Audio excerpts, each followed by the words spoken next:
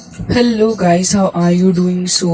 इस एपिसोड की स्टार्ट होती है और हमें देखने के लिए मिलता है कि यहाँ पे लुओ फेंग एंड टीम खड़े हुए उस बंदे ब्रोलिन का यहाँ पे कॉन्टैक्ट इन्फॉर्मेशन निकाल रहे थे। ब्रोलिन वही है जो कि 9th क्वीन का ग्रैंडफादर है।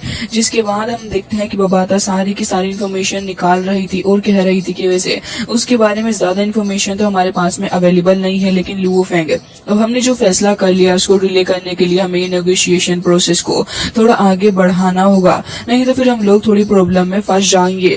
जिसके बाद वो ये भी कह रही थी, तो बताओ तुम्हारा इस स्पेसशिप के बारे में क्या कहना है लुओ फेंग? क्या तुम सच में इसको यहाँ पे सेल करने वाले हो?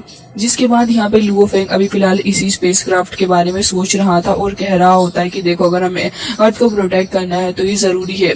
जिसके बाद यहाँ पे बबाता कह रही थी कि लुओ फेंग मुझे तो अभी तक समझ नहीं आ रहा है कि आखिर ये सब कुछ हो क्या रहा है। तभी यहाँ पे हम देखते हैं बाय कालू को, जो कि कह रहा था कि वैसे उस फैमिली के लीडर ने, मुझे नहीं लगता कि यहाँ पे सारी की सारी जानकारी दी होगी उस एल्डर को, क्योंकि यहाँ पे मुझे अच्छे से पता है क्योंकि वो बहुत ही ज्यादा शातिर और चालाक है। उसे लगा होगा कि क्यों ना वो सबसे पहले अपना फायदा कर ले, इसलिए उसने 9th क्वीन के साथ में अपना संगठन तो बना लिया, लेकिन उसने ये रियलिटी नहीं बताई कि अर्थ के ऊपर वो मैकेनिकल स्पेसक्राफ्ट भी मौजूद है जिसका इस्तेमाल किया जा सकता है। तो यहाँ पे लुओ फेंग सोच रहा होता है कि अच्छा तो ये बात है, इसका मतलब कि हमें इसके बारे में पता लगाना होगा। तभी यहाँ पे बबाता कह रही थी कि देखो, मुझे तो ये लग रहा है कि जो तुमने आइडिया सोचा है वो एकदम ही बेकार है, क्योंकि यहाँ पे जो मैकेनिकल चीज हमारे पास में मौजूद है इसकी वैल्यू वाकई में बहुत ही ज्यादा है। वैसे तो यहाँ पे मुझे लग रहा है कि वो इस डील के लिए मान ही जाएगा, लेकिन फिर भी मुझे लग रहा है कि हमें इसके बारे में थोड़ा सोचना चाहिए। लेकिन इतनी देर में हम देखते हैं कि यहाँ पे वो स्पिरिचुअल मास्टर वापस आ गया था और कह रहा होता है कि मुझे तो ये लग रहा है कि फ्यूचर के अंदर इससे हम एक्सक्यूजेस बना सकते हैं। वैसे तो यहाँ पे जो बाकी सारी चिप्स वगैरह हैं वो भी थोड़ी सिलेक्टर हो गई है। तभी यहाँ पे लुओ फेंग कह रहा होता है कि खैर छोड़ो इन सभी बातों को, इसके बारे में हम बाद में देखेंगे। एंड यहाँ पे ये कह रहा था कि मुझे इस स्पेस शिफ्ट को फिलहाल तो डिलीवर करने की जरूरत नहीं है, क्योंकि अभी फिलहाल इसकी चीज के लिए काफी ज्यादा वक्त है। वैसे तो ये सब कुछ करने में हमें 2 साल से ज्यादा का वक्त लगने वाला है, तो फिर अभी से हम भलाई से क्यों ही डिवाइडेड करें। एंड यहाँ पे लुओ फेंग यही सोच रहा था इस स्पेसशिप के बारे में, लेकिन यहाँ पे दूसरी ओर 9th क्वीन के ग्रैंडपा ने तो कुछ और ही सोच रखा था। तभी हम देखते हैं दूसरी साइड का सीन, जहाँ पे 9th क्वीन का ग्रैंडपा खड़ा हुआ होता है और वो कह रहा था कि यहाँ पे इन लोगों ने हमें ईमेल भेज दिया है, चाहते हैं कि स्पेसक्राफ्ट के बदले हम इन्हें इस चीज की सेफ्टी प्रोवाइड करें कि अर्थ के ऊपर कोई ज्यादा प्रॉब्लम आके खड़ी ना हो जाए। मुझे तो लग रहा है कि ये डील हमारे लिए बिल्कुल ही सही रहेगी, क्योंकि हमें एक इतना ज्यादा रेयर आइटम मिलने वाला है। जिसके बाद वो ये भी सोच रहा था कि नोलानसन हिल फैमिली के लोगों ने उसे इसके बारे में नहीं बताया, ये बहुत ही ज्यादा गलत है।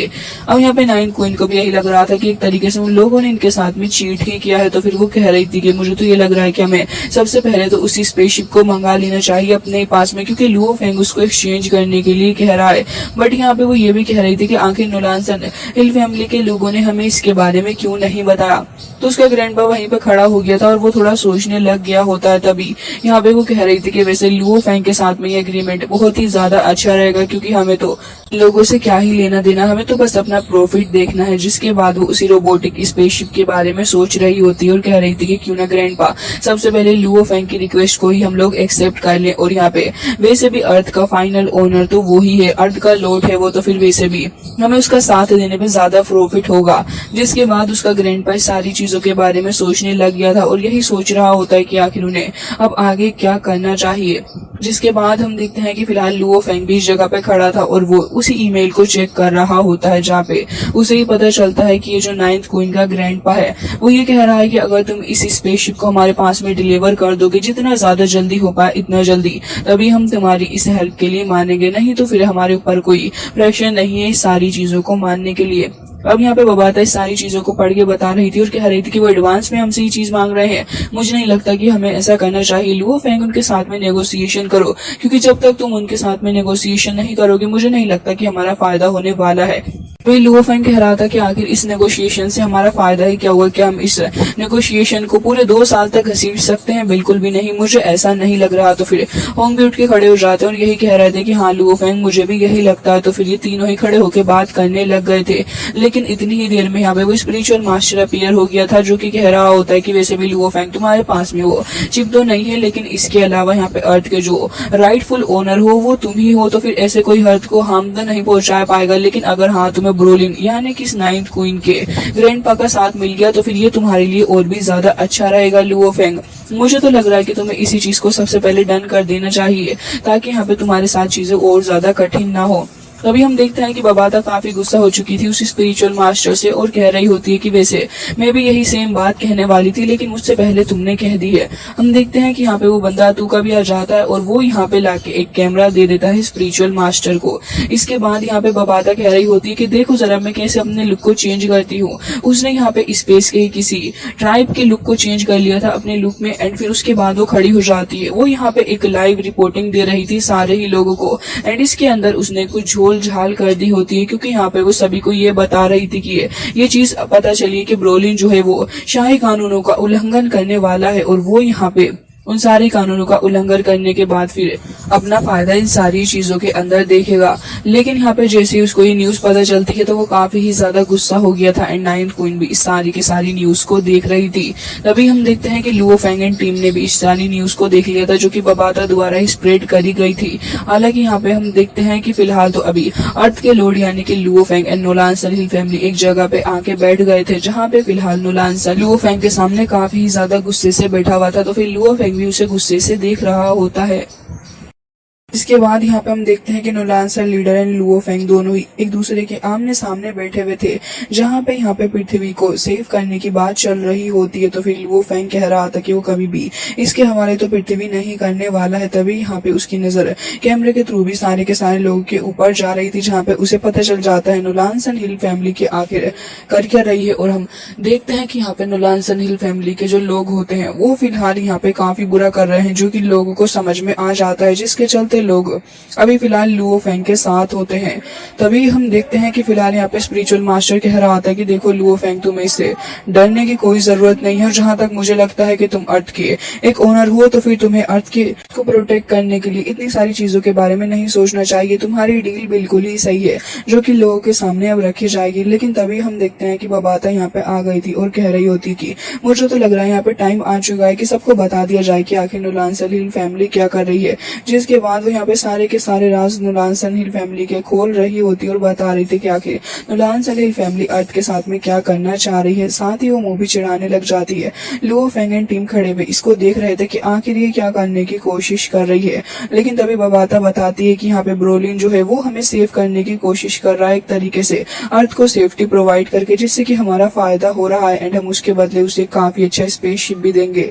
लेकिन तभी यहाँ पे जैसे ही नाइन्थ क्वीन इस न्यूज को देखती है तो वो खुश हो चुकी थी कि उसकी ग्रैंडपा के ऊपर जो इल्जाम लग रहे हैं कि वो रूल्स को तोड़ रहा है। यहाँ पे बबाता उन सारी चीजों को क्लेरिफाई कर रही है जिससे कि उसकी ग्रैंडपा की इमेज वापस से साफ हो चुकी है। हालांकि यहाँ पे वो बता रही थी कि अगर ऐसे अर्थ के साथ में इतनी सारी चीजें होने लगी तो फिर अर्थ को भारी नुकसान उठाना पड़ेगा जो कि लोग अफोर्ड नहीं कर सकते। लेकिन आगे जाके नोलान सन हिल फैमिली के लोग ऐसा करेंगे बाकी सारे लोगों के साथ में भी जो कि एक बहुत ही ज्यादा परेशानी भरी बात है।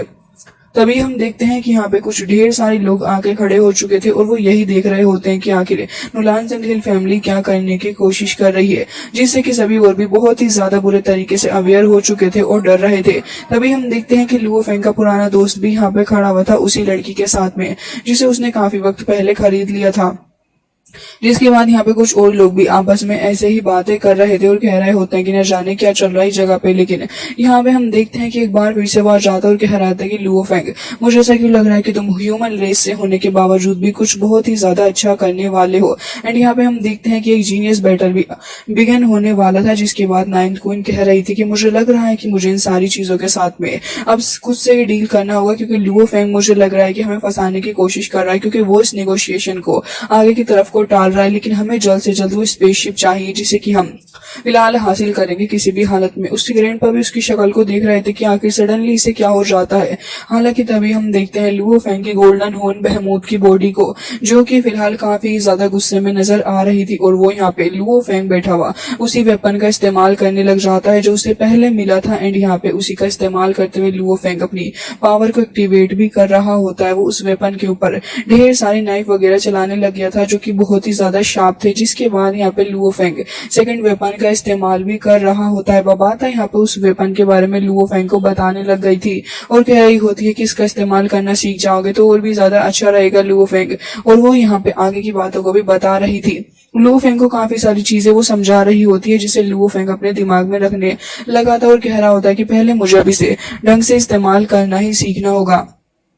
उसके बाद लुओ फेंग को यहाँ पे पता चलता है कि उसे फिलहाल यहाँ से जाना होगा, तो वो तुरंत ही उठ के खड़ा हो जाता है। हालांकि इसी के साथ हमें देखने के लिए मिलता है कि यहाँ पे लुओ फेंग को और भी काफी सारी न्यूज इसके बारे में पता चलता है, जहाँ पे बबाता बता रही थी उसे फाइनल रैंक के बारे में, जो कि बैटल के अंदर होने वाली है। इसके अंदर ढेर सारे मेंबर्स होने वाले हैं। स्पिरिचुअल मास्टर भी यहाँ पे लुओ फेंग को कुछ बता रहा था, लेकिन बबाता अपने आगे भला कहाँ ही किसी को टिकने दे सकती है, तो वो स्पिरिचुअल मास्टर को ढेर सारी चीजों के बारे में और बताने लग गई थी। लुओ फेंग कह रहा था कि अगर हमने इस बैटल के अंदर पार्ट ले लिया तो फिर हमारे लिए काफी ज्यादा अच्छा रहेगा, एंड मुझे लगता है कि यहाँ पे ये बैटल बहुत ही ज्यादा सही है अपने आप को ढेर सारे ट्रीजर से वापस से गैदर करने का, एंड मुझे लग रहा है कि इसी चांस को हम अपने लिए यूज कर सकते हैं और यही सबसे ज्यादा बेनिफिशियल भी हमारे लिए रहेगा। जिसके बाद जैसे ही लुओ फेंग को ये पता चलता है कि रजिस्ट्रेशन स्टार्ट हो चुका है, तो वो तुरंत ही अपनी टीम के पास चला जाता है, जहाँ पे बबाता उन्हें फेज 1 के बारे में बताती है इस बैटल के बारे में, और कह रही थी कि काफी ज्यादा पावरफुल बैटल होने वाला है, जिसके अंदर कुल 10,000 स्टेलर एक्सपर्ट होंगे, जो कि एक बहुत ही ज्यादा खूंखार तरीके की फाइट करेंगे। फेज 2 के अंदर इन सारी एक्सपर्ट को एक स्टेज के ऊपर गैदर करा जाएगा और फिर उसके बाद इन सभी की फाइट होगी, जिसके अंदर फिर से 10,000 लोगों को इसके अंदर सिलेक्ट करा जाएगा। तभी हम देखते हैं कि यहाँ पे स्पिरिचुअल मास्टर भी आ चुके थे और वो कह रहे थे कि फिर उसके बाद उन्हें रिवॉर्ड्स भी मिलेंगे, जो कि ढेर सारे होंगे। हालांकि इसके अलावा बबाता बता रही होती है कि तुम्हें पता है वर्चुअल यूनिवर्स के अंदर इतने सारे पावरफुल मेंबर्स हैं कि लुओ फेंग तुम अंदाजा नहीं लगा सकते। तभी लुओ फेंग कह रहा था कि हाँ, लेकिन ये काफी ज्यादा इंटरेस्टिंग भी होगा, एंड मुझे लग रहा है कि वर्चुअल यूनिवर्स कॉर्पोरेशन के अंदर हमने काफी अच्छे से प्रैक्टिस की है और इसी के चलते हम इसको बहुत ही आसानी के साथ में डील कर पाएंगे। लेकिन तभी बबाता बता रही थी कि तुम्हें पता भी है इसके अंदर 100 बिलियन लोग आने वाले हैं, एंड तुम्हारी स्ट्रेंथ को देखने के बाद लुओ फेंग मुझे लग रहा है कि फर्स्ट स्टेज को ही पूरा करना तुम्हारे लिए बहुत ही ज्यादा मुश्किल भरा हो जाएगा। तभी ये सुनने के बाद लुओ फेंग थोड़ा सोच में पड़ गया था, लेकिन स्पिरिचुअल मास्टर कह रहे थे कि मुझे लग रहा है कि एक तरीका है फेज 1 को पास करने का। मुझे ऐसा लग रहा है कि जो जीनियस बैटल होने वाला है यहाँ पे तुम्हें क्यानवू कॉस्मिक नेशन के पास में जाना चाहिए, क्योंकि ये लोग बहुत ही ज्यादा पावरफुल है, एंड इनकी जो बात है वो इतनी ज्यादा है कि ब्लैक ड्रैगन माउंटेन एम्पायर तक इनके सामने कुछ नहीं कह सकता। एंड रही बात इस 9th क्वीन की, तो इसे तो हम झटके में फेंक देंगे फिर।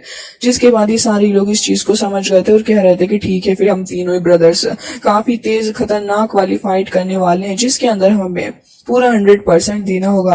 तभी हम देखते हैं कि दूसरी ओर यहाँ पे 9th क्वीन के ग्रैंडफादर को पता चल जाता है कि लुओ फेंग यहाँ पे उनके साथ में नेगोशिएशन नहीं बल्कि कुछ और भी करने की कोशिश कर रहा है। तभी 9th क्वीन पीछे से आ जाती है और कह रही थी कि ग्रैंडपा आपको परेशान होने की जरूरत नहीं है। जहां तक मैं समझती हूँ कि जब ये बैटल होगा तो फिर उसकी स्क्रीनिंग की जाएगी, तभी हमें पता चल जाएगा कि लुओ फेंग कितने पानी के अंदर है। वैसे तो हमें घबराने की जरूरत नहीं है, क्योंकि लुओ फेंग इतना ज्यादा स्ट्रांग नहीं है कि ये कुछ कर सके।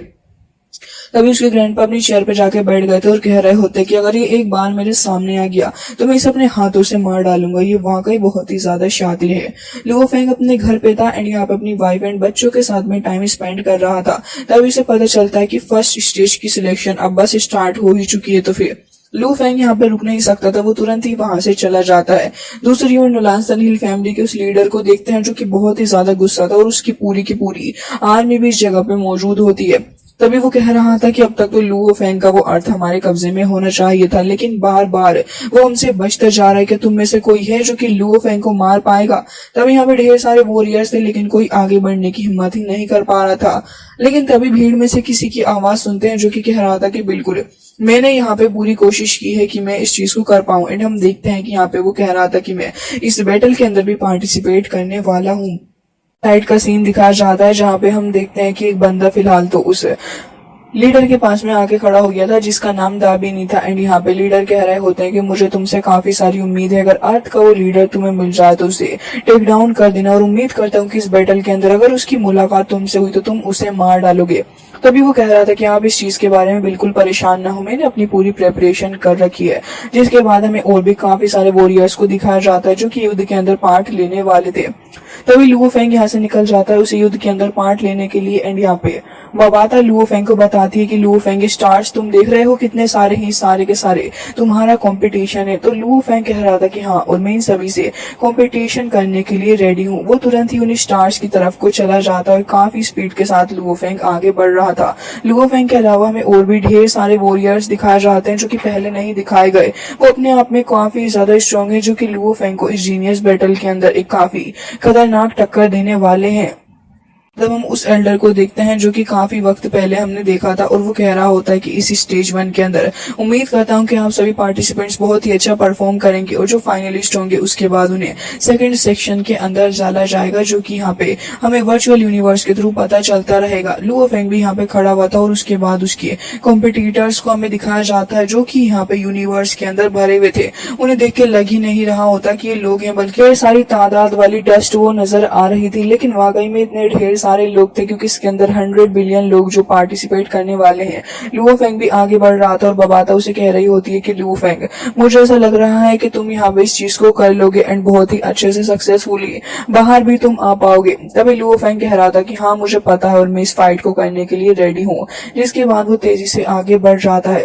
हालांकि गाइस, इसी के साथ आज का एपिसोड हो जाता है एंड आई होप कि आपको ये पसंद आया होगा।